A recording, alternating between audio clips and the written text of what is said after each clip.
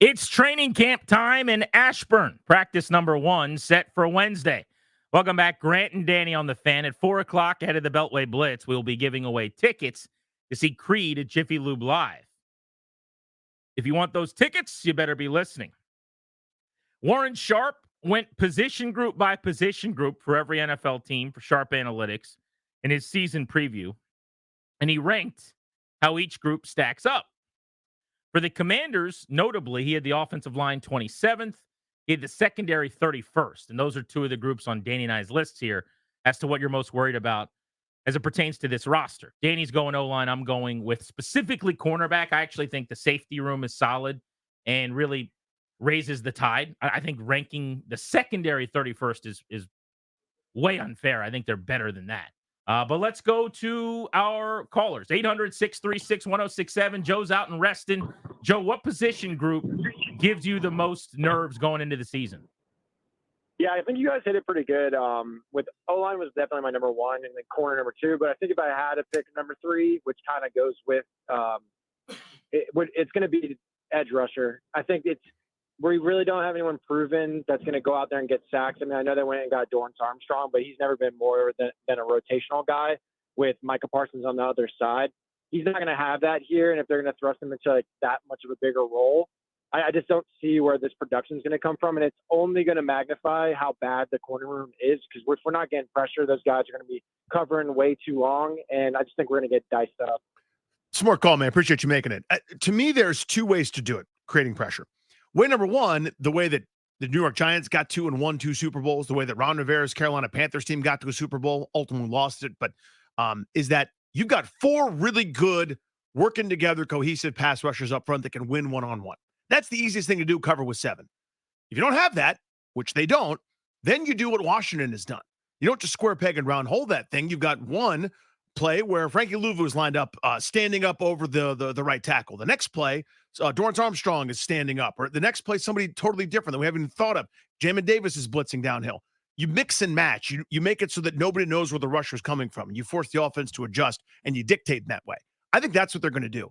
You're right that they don't have a star. They don't have a guy that can do 50. They don't have TJ Watt. There aren't that many guys that do. There aren't many teams that have that easy button where a superstar pass rusher from one side is going to A, produce, B, take up all the attention. I think they're going to have to get creative, and that's kind of on Joe Witt and Dan Quinn and company. So I echo all of that, although where we'll part company slightly is it can be a good and bad thing if they're super creative and guys are coming from all over the place, because now you're just talking blitzing, and blitzing gets you beat badly occasionally, right? I mean, if you are reliant upon blitzing to get to the quarterback, it's a problem just generally.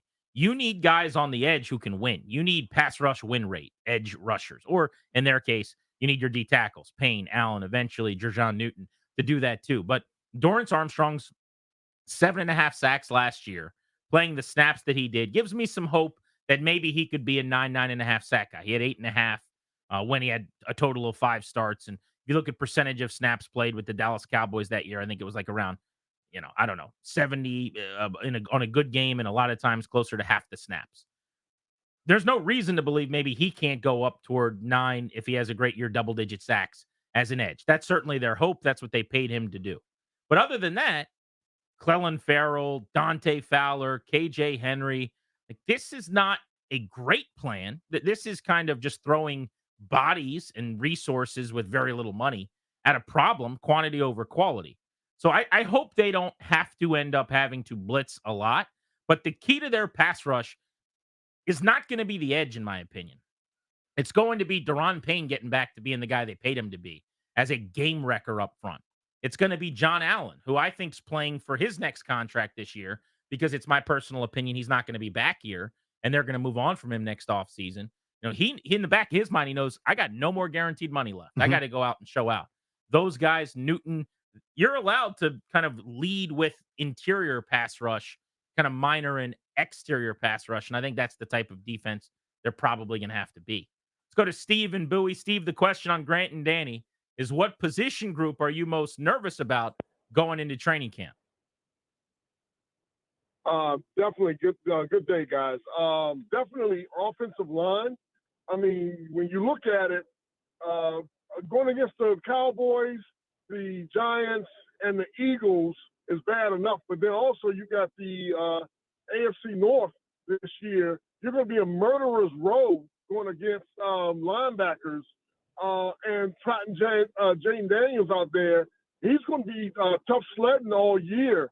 So definitely want to shore the offensive lineup. Or I mean, they are who they are, so you can't shore them up. But hopefully they're. Your phone's you're breaking up real bad. Appreciate you though. But yeah, point taken. I mean, you look in the division. Where are they weakest? If we're sort of being objective here, cornerback, offensive line. As I said, look at the division. The Giants, thank goodness, still don't have anybody at wide receiver other than Malik Neighbors that scares you. But Philadelphia does. So did Dallas. Speaking of defensive ends, the Giants have beaten the brakes off them for a couple straight years because they haven't been able to block those guys, Thibodeau and company. Now you add Brian Burns to that equation. I'll let you know when they block Micah Parsons for the first time. And Philadelphia is a year removed from setting the sack record. So that's an uphill climb for sure. Go through the O-line. Is there a decent chance they end up above average at each position? Let's just go through them. I would say at right guard with Sam Cosmi, they will end up above average. I think they're above average right now, yeah. He's outstanding. Okay, let's stay on the right side. Andrew Wiley. Is there a decent chance they end up above average there? No. I would say no, but I do think they'll be about average. He played much better down the stretch than early in the year. Do you agree with that? I do. So I'll say they have a chance to be average at right tackle. They'll be above average at right guard. Is there a path at center to being above average after they paid Tyler Biadasz $10 million a year? Yes. I agree with that. Nick Allegretti, who they're projecting as a starter, has been a backup with the Chiefs. Chance that he ends up being an above average starter? That's a big variable to me. I really have no idea.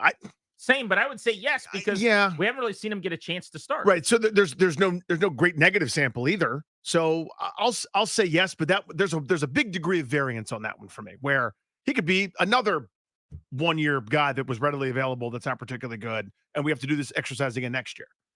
Left tackle Cornelius Lucas. I would say no. No to that one. Not because I don't think he's okay. I do actually, but again, you're talking about the chances of him playing at a top 15 level. And that I find a hard time seeing. Agreed.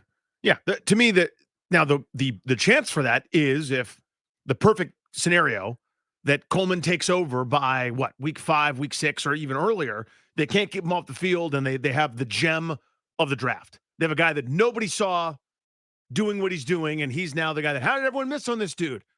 Again, that's a moonshot. That's hard to predict that. It's hard to count on that. I just got a text a couple of minutes ago from our buddy Zach Kruger from Roto World Football, who said, I'm guessing you know this. He was talking about my corner point. He said, but looking up some of the numbers, Benjamin St-Juste and Michael Davis allowed the 2nd and 6th most receiving yards against for cornerbacks in 2023, according to PFF. He said over the last 2 years, they're both top 10 in terms of most receiving yards allowed. I think you being nervous is justified. The numbers aren't great. Now, I happen to project still that St-Juste can be good.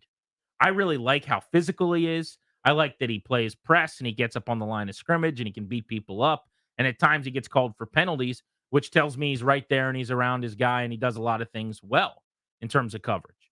I also think he's done a lot of that without great coaching, certainly last season, if nothing else.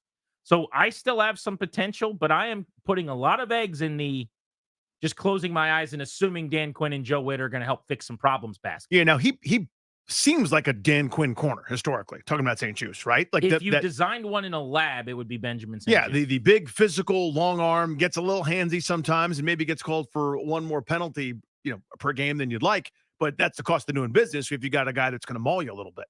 So yeah, I mean, I could see that being a good fit. What's interesting is we talk about some of these position groups. I mean, they're not going to come out and say, hey, we didn't go for it this season. But I wonder what their logic is behind the scenes, because one of two things has to be true. They either think they're really good in these positions and we're wrong, which I don't quite think that's the case. They're too smart. Or they just decided we're not going to fix everything in one offseason. We're not going to spend all of our money. Because Adam Peters told us as much on this show, if you remember. He's like, we're not going to not roll money over. We're not going to spend everything. We're thinking about this as a 1-year plan and as a 3 and a 5-year plan. And it's pretty clear next off seasons when they might be more aggressive, hopefully. If they're not, we'll have a whole different conversation to have at that point. But if I'm a first-time general manager and I'm a part of a new front office trying to prove that we got a good thing going here, it would be hard for me to build a few position groups where I go into the season really scared. And either they are, or they think you guys just don't know what you're talking about. So my response to that is not a contradiction. It's a thought based on that. If I'm inheriting this group, again, I'm Danny Peters, so now my hair's excellent. I've got like a 5 o'clock shadow, and I'm way more handsome than I am. I'm going, I've got a first-round draft pick from last year at corner. I got a second-round draft pick at corner, safety, whatever you want to call it, from last year. It's not financially sensible just to jettison those guys. If I turn over rookie contract Derek Forrest, rookie contract St. Juice, rookie contract, go down the list, and replace them with guys that I think are a little bit better, what does that really get me, right? Other than like a bad cap situation. We'll roll with this. To me, this is one of those, I think we're going to fix this later. We'll see what we got something here. Maybe we do. Chances are we probably don't. I think they know that that's an issue. Shane is in D.C. on Grant and Danny. What's up, Shane? Commander Danny and Grant. Grant, I got to tell you, man, I first of all, how you guys doing today? Good, bud. Hey, look, it's good to be back in D.C. I brought the rain with me. But here's the thing, man. If you're saying St. Jude has all this potential, we're in trouble. Like, our corners right now are in dire need of help. Everybody's talking about the quarterback, the offensive line. If you do not get that CD Lamb, all these number one receivers ate us up last year with a somewhat decent secondary. Look at our corners where we got going in next year. And you tell me who you're going to stop. Like right off the get up the first 6 games. I just don't see it. I think that's the weakest part of our team right now is the corners. We got to do something about the corners. We got to. You had Forbes last year that came off a horrible rookies campaign, and you got Juice coming in. Right now, our safeties, I'm not too worried about our safeties. I think our safeties can play. They just need more playing time. But right now, our corners are in dire need of help. St. Juice ain't scaring nobody. I don't care how physical you are. CD Lamb's going to go right behind. All the Browns. But look at just in our division alone. Appreciate you, buddy. Thank you, bud. Yeah, I mean, look, the Eagles have a dude in A.J. Brown. The Cowboys have one in CD Lamb. The Giants don't yet, but Malik Neighbors has a chance to be He bought a train ticket to Dewtown. spectacular. So if he is who the Giants and a lot of other teams thought he might be coming out, then you're dealing with a top 10 receiver 6 times in your 6 division games just by the 3 teams you're playing twice.